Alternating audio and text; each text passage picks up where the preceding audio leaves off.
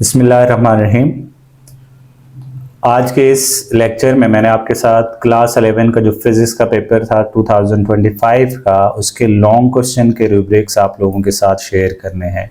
तो जो long question section C होता है उसके रूब्रिक्स मैंने आपके साथ शेयर करने हैं। तो मेरा नाम मोहम्मद तारिक है और ये वो क्वेश्चंस हैं जिनके रूब्रिक्स मैंने आपके साथ डिस्कस करने हैं, जिसमें आपके पास देख सकते हैं कि यहाँ पे 4 क्वेश्चन हैं, यहाँ पे 3, 4, 5 एंड 6 और उनकी और के ऑप्शन भी यहाँ पे मौजूद है। तो सबसे पहले, जैसे कि लास्ट वीडियो में भी मैंने आपके साथ डिस्कस किया था कि रूब्रिक्स हैं क्या और वो क्यों इम्पोर्टेंट हैं फेडरल बोर्ड में। तो रूब्रिक्स क्या होते हैं? Rubrics are detailed marking scheme that provides examiner with clear instructions on how to grade specific question। के rubrics क्या होते हैं? मार्किंग, डिटेल मार्किंग स्कीम होती है जो कि एग्जामिनर को क्लियर इंस्ट्रक्शंस देती हैं किस तरह से आपने किसी क्वेश्चन को मार्क्स देने हैं या फिर ग्रेड करना है। तो रूब्रिक्स में होता क्या है? रूब्रिक्स में हम किसी भी आंसर को स्प्लिट कर लेते हैं into different parts and each part gets its own score, और हर एक पार्ट का अपना स्कोर होता है। जैसे कोई एक शॉर्ट क्वेश्चन है या लॉन्ग क्वेश्चन, उसको मुख्तलिफ पार्ट्स में डिवाइड करेंगे और वो उसके रूब्रिक्स होंगे और हर एक पार्ट का वहाँ पे क्या होता है? नंबर होता है। अब इससे होता क्या है? This ensures fairness, consistency and clarity in grading. इसकी वजह से फेयरनेस आती है, कंसिस्टेंट एग्जाम होता है और उसमें क्लैरिटी आती है ग्रेडिंग में। और रूब्रिक्स क्या है? Rubrics also specify marks for different level of correctness. अगर आप कोई क्वेश्चन है उसको मुख्तलिफ लेवल ऑफ करेक्टनेस तक लिखते हैं, जैसे अगर आप कंप्लीटली ठीक लिखते हैं देन उसके ज़्यादा मार्क्स होंगे, पार्शियल करेक्ट के आधे मार्क्स होंगे और बिल्कुल रॉन्ग के 0 मार्क्स होंगे। तो इस वजह से ये लेवल ऑफ करेक्टनेस पे भी इसके मार्क्स होते हैं। It shows how many marks you get based on how right or how much of the answer you have given। कि इसमें रूब्रिक्स में ये शो किया जाता है कि आपको कितने मार्क्स मिलेंगे बेस्ड ऑन कि आपने कितना करेक्ट लिखा है, हाउ राइट और how much of the answer you have given, कि आपने कितना ठीक लिखा है और इसके साथ साथ कितना आपने आंसर किया है, मतलब आपने कंप्लीट किया है या उसको आधे में छोड़ा है या फिर उससे ज़्यादा किया है। तो हम कह सकते हैं कि in essence rubrics are guide books examiner use to ensure consistent, fair and focused evaluation. तो रूब्रिक्स क्या हैं जी? गाइड बुक्स हैं एग्जामिनर के लिए जो वो यूज़ करते हैं फॉर कंसिस्टेंट, फेयर और फोकस्ड इवैल्यूएशन के लिए। तो अब क्वेश्चंस की तरफ चलें तो पहला जो लॉन्ग क्वेश्चन है, क्वेश्चन नंबर 3, उसका जो पहला पार्ट है, show state and explain vector product with example, also show that A cross B is not equal to B cross A. तो इसके रूब्रिक्स किस तरह के होंगे? ये रहे रूब्रिक्स, जिसमें आप देख सकते हैं कि स्टेटमेंट ऑफ फैक्टर प्रोडक्ट का 1 नंबर है, करेक्ट स्टेटमेंट का 1 नंबर, पार्शियल करेक्ट के लिए 0.5 मार्क्स और रॉन्ग आंसर के लिए आपको यहाँ से 0 मार्क्स मिलेंगे। अगर आपने स्टेटमेंट ठीक नहीं लिखी तो आपका 1 नंबर चला जाएगा। नीचे स्टूडेंट्स एंड एबिलिटी है, इसको मैं डिस्कस नहीं करूँगा। एक्सप्लेनेशन विद एग्जाम्पल, इस चीज़ के 2 मार्क्स हैं। अगर आप वेक्टर प्रोडक्ट को विद एग्जाम्पल एक्सप्लेन कर लेते हैं तो इस चीज़ के 2 मार्क्स हैं। करेक्ट एक्सप्लेनेशन विद एग्जाम्पल के 2 मार्क्स हैं और अगर आप ये करेक्टली एक्सप्लेन कर लेते हैं तो आपको इसके पूरे 2 मार्क्स मिल जाएंगे।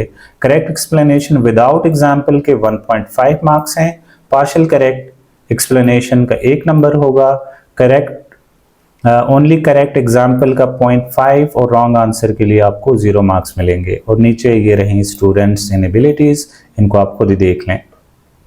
जो a cross B is not equal to B cross a, इसका जो प्रूफ है इसके कितने मार्क्स हैं? इसके 4 नंबर हैं। करेक्ट एक्सप्लेनेशन विद फिगर, इस चीज़ के कितने मार्क्स होने हैं? 4 मार्क्स होने हैं। अगर आप इसकी फिगर बना लेते हैं और उसको करेक्टली एक्सप्लेन कर लेते हैं कि a cross B is not equal to B cross a, then यहाँ से आपको इसके 4 नंबर मिलेंगे। पार्शियल करेक्ट एक्सप्लेनेशन के लिए आपको 3 मार्क्स मिलेंगे। ओनली करेक्ट फिगर के लिए 2 मार्क्स, पार्शियल करेक्ट फिगर के लिए 1 नंबर और रॉन्ग आंसर के लिए 0 मार्क्स मिलेंगे। तो अब हम नेक्स्ट क्वेश्चन पे चले जाएं, तो वो है प्रोजेक्टाइल मोशन का। What is meant by projectile motion? Derive mathematical expression of following for projectile motion: time of flight, maximum range and maximum range of projectile। तो अब इसके रूब्रिक्स देख लेते हैं। इसके रूब्रिक्स क्या हैं? Projectile motion, correct definition of projectile motion का 1 नंबर है, पार्शियल करेक्ट के 0.5 मार्क्स होंगे और रॉन्ग आंसर के लिए 0 मार्क्स होंगे। और इसके अलावा derivation of time of flight, इसके करेक्ट डेरिवेशन के 2 मार्क्स। अगर आप टाइम ऑफ फ्लाइट को करेक्टली डिराइव कर लेते हैं तो इस चीज़ के 2 मार्क्स हैं, पार्शियल करेक्ट का 1 नंबर और रॉन्ग आंसर के लिए 0 मार्क्स हैं। स्टूडेंट्स इनेबिलिटीज़ में आप देख सकते हैं, ये नीचे यहाँ पे ये स्टूडेंट्स इनेबिलिटीज़ हैं। अब derivation of range of projectile, इस चीज़ के भी 2 मार्क्स हैं, पार्शियल करेक्ट डेरिवेशन का 1 नंबर, रॉन्ग आंसर के लिए 0 मार्क्स होते हैं। और इसके अलावा मैक्सिमम रेंज, इस चीज़ के भी 2 मार्क्स हैं, पार्शियल करेक्ट के लिए आपको 1 नंबर मिलेगा और रॉन्ग आंसर के लिए आपको 0 मार्क्स मिलेंगे।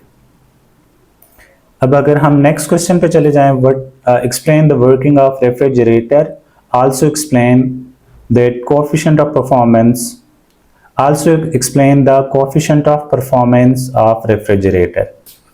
तो अब इसके रूब्रिक्स देख लेते हैं। वर्किंग ऑफ रेफ्रिजरेटर, इसके करेक्ट एक्सप्लेनेशन के 4 मार्क्स हैं, correct explanation with 1 point missing के 3 मार्क्स, पार्शियल करेक्ट के 2 मार्क्स, एनी रेलेवेंट पॉइंट का 1 नंबर और रॉन्ग आंसर के लिए 0 मार्क्स मिलने हैं।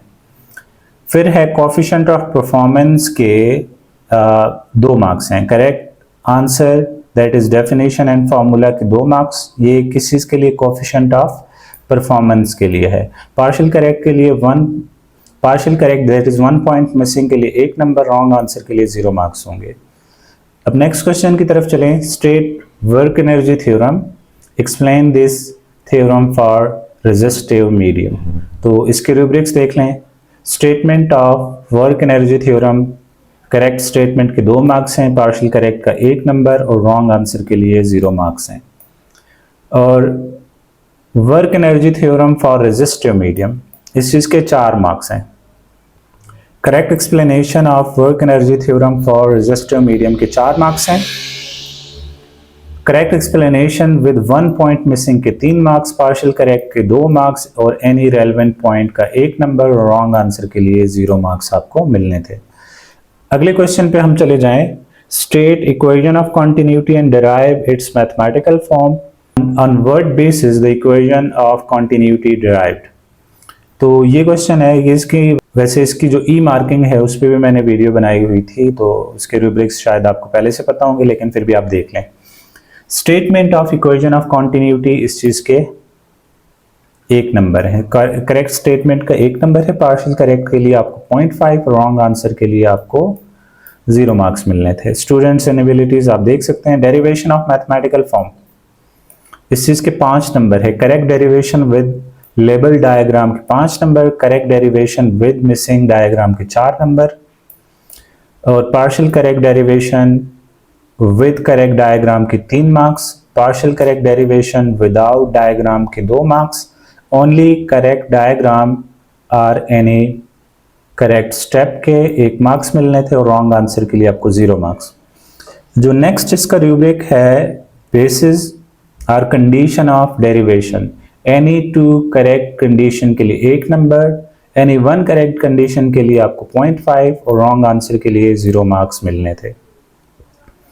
अगले क्वेश्चन पे हम चले जाएं। इसका जो आर का ऑप्शन है, what is meant by elastic potential energy, find a relation for elastic potential energy of material.